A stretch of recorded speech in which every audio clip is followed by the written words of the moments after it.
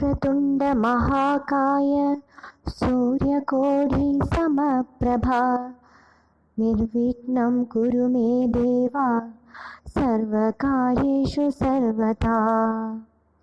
गुरुर्ब्रह्मा गुरुर्विष्णु गुरुर्देवो महेश्वरः गुरुः साक्षात् परब्रह्म तस्मै श्री गुरवे नमः। ഓം ശ്രീ ഗുരുഭ്യോ നമ. SMACT KP അസ്ട്രോ സെൻറ്റർ നിങ്ങളേവരെയും സ്വാഗതം ചെയ്യുന്നു. നിങ്ങൾക്കും നിങ്ങളുടെ കുടുംബാംഗങ്ങൾക്കും സർവ്വ ഐശ്വര്യങ്ങളും ഉണ്ടാവട്ടെ എന്ന് പ്രാർത്ഥിക്കുന്നു. എല്ലാവർക്കും SMACT KP അസ്ട്രോ സെൻറ്റർ പുതുവത്സരാശംസകൾ അറിയിക്കുന്നു. ഇന്നത്തെ നമ്മുടെ വിഷയം 2025 വർഷം നിങ്ങൾക്ക് എങ്ങനെ എന്നതിനെക്കുറിച്ചാണ്. അതിനു മുമ്പ് ഈ ചാനൽ ആദ്യമായി കാണുന്നവരാണെങ്കിൽ ചാനലൊന്ന് മറക്കാതെ സബ്സ്ക്രൈബ് ചെയ്യുക. പിന്നെ ജ്യോതിഷം പഠിക്കാനും ജ്യോതിഷ സംബന്ധമായിട്ടുള്ള എല്ലാ ആവശ്യങ്ങൾക്കും പിന്നെ റേക്കി ഹീലിംഗ് ക്ലാസ്സുകളൊക്കെ ആവശ്യമുള്ളവർക്ക് SMACT KP അസ്ട്രോ സെൻറ്ററുമായിട്ട് ബന്ധപ്പെടാവുന്നതാണ്. ഇനി നമുക്ക് വിഷയത്തിലേക്ക് കടക്കാം. 2025 വർഷം, അതായത് 1/1/2025 വർഷം ആരംഭ ദിവസം ബുധനാഴ്ചയാണ്. ആയതിനാൽ ബുധൻ്റെ ആധിക്യം നിറഞ്ഞ ഒരു വർഷമായിരിക്കും ഈ വർഷം. പിന്നെ പൂരാടം നക്ഷത്രത്തിലാണ് വർഷം ആരംഭിക്കുന്നത്. ഈ പൂരാടം നക്ഷത്രം ശുക്രൻ്റെ ആധിക്യം അധികമുള്ള ഒരു നക്ഷത്രമാണ്. പിന്നെ 2025 എന്ന് എടുക്കുമ്പോൾ 2 എന്നത് ചന്ദ്രനും 0 എന്നത് കേതുവും 5 ബുധൻ. പൊതുവേ എടുത്താൽ ബുധൻ, ശുക്രൻ, ചന്ദ്രൻ, കേതു എന്നീ ഗ്രഹങ്ങളുടെ ആധിക്യത്തിലുള്ള ഒരു വർഷമാണ് ആരംഭം. ഇനി മറ്റുള്ള ഗ്രഹങ്ങളുടെ സ്ഥിതി കൂടി വിലയിരുത്തിക്കൊണ്ട് ഓരോ നക്ഷത്രക്കാർക്കും എങ്ങനെയുള്ള ഫലങ്ങളൊക്കെ അനുഭവിക്കാൻ കഴിയും എന്നതിനെക്കുറിച്ച് വിശദീകരിച്ച് പറയാം. പൂരോരുട്ടാതി നക്ഷത്രത്തിൽ ജനിച്ചവർക്ക് ഈ വർഷത്തിൻ്റെ ആരംഭത്തിൽ സുഖദുഃഖങ്ങൾ ഒരുപോലെ സ്വീകരിക്കുവാനുള്ള മാനസികാവസ്ഥയൊക്കെ വന്നു ചേരും. അറിയാത്ത കാര്യങ്ങളിൽ ആധികാരികമായി പറയരുത്. മാതാപിതാക്കളുടെ ആഗ്രഹങ്ങളൊക്കെ സാധിച്ചു കൊടുക്കും. പുതിയ വീട് വാങ്ങിക്കാനൊക്കെ ആലോചനയുണ്ടാകും.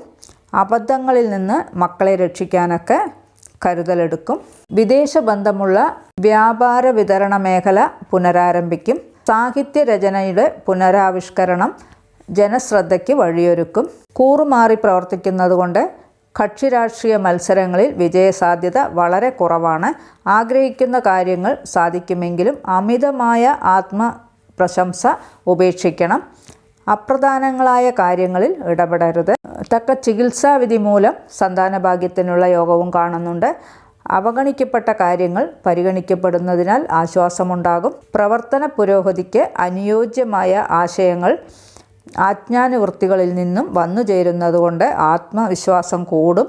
ജീവിത നിലവാരം കൂടിയതിനാൽ കൂടുതൽ സൗകര്യമുള്ള വീട് വാങ്ങിക്കുവാനൊക്കെ ആലോചിക്കും. അനന്ത സാധ്യതയോടു കൂടിയ മേഖലകളിൽ ജോലി ചെയ്യുവാനുള്ള അവസരമൊക്കെ വന്നു ചേരും. വിദ്യാർത്ഥികൾക്ക് അകാരണ ഭയവും ഉദാസീന മനോഭാവവും ഒക്കെ ഉണ്ടാകും. അസുഖങ്ങൾ ഉണ്ടോ എന്ന് തോന്നലുകളാൽ വിദഗ്ധ പരിശോധനയൊക്കെ നടത്തും.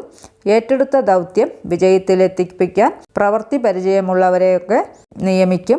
അവിചാരിതമായി സുഹൃത്തുക്കളോടൊപ്പം വിനോദയാത്രയ്ക്കുള്ള യോഗവും കാണുന്നുണ്ട്. പൂർവിക സ്വത്തൊക്കെ രേഖാപരമായി ലഭിക്കുമെങ്കിലും വിട്ടുവീഴ്ച മനോഭാവം വേണ്ടിവരും. മഹാന്മാരുടെ ആശയങ്ങൾ ജീവിതത്തിൽ പകർത്തുവാൻ നിഷ്ഠകൾ പാലിക്കേണ്ടി വരും. നടപടിക്രമങ്ങളിലുള്ള ആത്മാർത്ഥതയും നിഷ്കർഷതയും നിശ്ചയദാർഢ്യവും ലക്ഷ്യബോധവും മാതൃകാപരമായതിനാൽ ആത്മാഭിമാനമൊക്കെ തോന്നിപ്പിക്കും. സുഹൃത്തിൻ്റെ സംയോജിതമായ ഇടപെടലുകളാൽ അപകീർത്തിയൊക്കെ ഒഴിവാക്കാൻ സാധിക്കും. ശാസ്ത്രീയ പ്രയോഗവശങ്ങൾ ചിന്തിച്ച് പ്രവർത്തിക്കുന്നത് കൊണ്ട് ആഗ്രഹ സാഫല്യമുണ്ടാകും. ഒട്ടേറെ കാര്യങ്ങൾ നിശ്ചിത സമയപരിധിക്കുൾ ചെയ്തു തീർക്കുവാനൊക്കെ സാധിക്കും. പ്രായത്തിലുപരി പക്വതയുള്ള പുത്രൻ്റെ സമീപനത്തിൽ ആത്മാഭിമാനമൊക്കെ തോന്നിപ്പിക്കും. ഉദ്ദേശിച്ച വിഷയത്തിൽ ഉപരിപഠനത്തിന് ചേരാനുള്ള യോഗവും കാണുന്നുണ്ട്. ആരോഗ്യകാര്യങ്ങളിലൊക്കെ പ്രത്യേകം ശ്രദ്ധ ചെലുത്തേണ്ടതായിട്ടാണ് കാണുന്നത്. ഉത്തരവാദിത്വമുള്ള പുത്രൻ്റെ സമീപനത്തിൽ ആശ്വാസമൊക്കെ തോന്നും. ഉദ്യോഗം ഉപേക്ഷിച്ച് ഉപരിപഠനത്തിന് ചേരാനുള്ള തീരുമാനവും ഭാവിയിലേക്ക് ഗുണകരമാവും. ഈശ്വര പ്രാർത്ഥനകളാൽ പരീക്ഷയിൽ വേണ്ട വിധത്തിൽ അവതരിപ്പിക്കുവാനൊക്കെ സാധിക്കും. പണം മുൻകൂട്ടി ചെലവാക്കിയുള്ള പ്രവർത്തനങ്ങളിൽ നിന്ന് ഒഴിഞ്ഞു മാറുന്നതാണ് നല്ലത്. പറയുന്ന വാക്കുകൾ അബദ്ധമുണ്ടാകാതെ സൂക്ഷിക്കണം. ബന്ധുമിത്രാദികളോടൊപ്പം ആഘോഷങ്ങളിലൊക്കെ പങ്കെടുക്കും. വിനയം, ക്ഷമ, ആദരം തുടങ്ങിയവയിലൂടെ തടസ്സങ്ങളെ അതിജീവിപ്പിക്കുവാനൊക്കെ കഴിയും. ആശയവിനിമയങ്ങളിൽ അബദ്ധങ്ങൾ ഒഴിവാക്കുവാൻ സുവ്യക്തവും ദൃഢവുമായ തീരുമാനങ്ങൾ കൈക്കൊള്ളുവാൻ ഉൾപ്രേരണയുണ്ടാകും. അവിചാരിതമായ ചെലവുകളിൽ ചിലപ്പോൾ അത്യാവശ്യത്തിന് കടം വാങ്ങേണ്ടതായിട്ടൊക്കെ വരും. ഗുരുതരാവസ്ഥയിലുള്ള ബന്ധുവിനെ സന്ദർശിച്ച് ആശ്വാസവചനങ്ങളും സാമ്പത്തിക സഹായവുമൊക്കെ നൽകുവാനുള്ള യോഗവും കാണുന്നുണ്ട്. സുഖദുഃഖങ്ങൾ ഒരുപോലെ സ്വീകരിക്കുവാനുള്ള മാനസികാവസ്ഥ സംജാതമാകും. പരിഹാസവചനങ്ങൾ കേൾക്കാനിടവരും. സാരാംശം മനസ്സിലാക്കി പ്രതികരിക്കുകയാണ് നല്ലത്. വാങ്ങിയ ഭൂമി പ്രതീക്ഷിച്ചതിലുമുപരി ലാഭമുണ്ടാകുന്നതുകൊണ്ട് അവ വിൽക്കാനൊക്കെ ആലോചിക്കും. പ്രായോഗിക വശം ചിന്തിച്ച് പ്രവർത്തിക്കുന്നതുകൊണ്ട് തടസ്സങ്ങളൊക്കെ നീങ്ങി ഉദ്ദേശിച്ച കാര്യങ്ങളൊക്കെ സാധിച്ചെടുക്കും. സംഘടിത ശ്രമങ്ങൾ വിജയിക്കും. ഉദ്യോഗം ഉപേക്ഷിച്ച് വ്യാപാര വ്യവസായങ്ങളൊക്കെ തുടങ്ങും.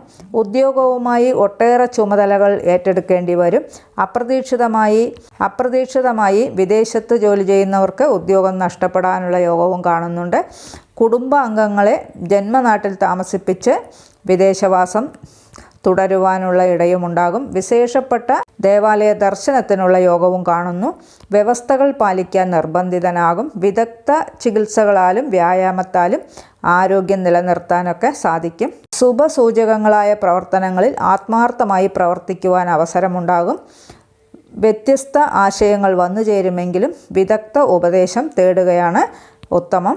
ഇവയെല്ലാം ഈ നക്ഷത്രക്കാരുടെ ഈ വർഷത്തെ പൊതുവായ ഫലങ്ങൾ മാത്രമാണ്. ഓരോരുത്തരുടെയും ജനനകാല ജാതകത്തിലെ ഗ്രഹനിലയ്ക്കനുസരിച്ച് ദശാ അപഹാര ഛിദ്രത്തിൻ്റെ അടിസ്ഥാനത്തിൽ ഫലങ്ങളിൽ ചില മാറ്റങ്ങളൊക്കെ ഉണ്ടാകും എന്നുകൂടി പ്രത്യേകം ഓർമ്മിപ്പിക്കുകയാണ്. നിങ്ങളുടെ ജനനകാല ഗ്രഹനിലയുടെ അടിസ്ഥാനത്തിൽ തത്സമയം നിങ്ങൾക്ക് നടക്കുന്ന ദശാ അപഹാര ഛിദ്രത്തിൻ്റെ ഫലങ്ങളൊക്കെ അറിയുവാനായി വാട്സപ്പ് നമ്പറിൽ ബന്ധപ്പെടാവുന്നതാണ്.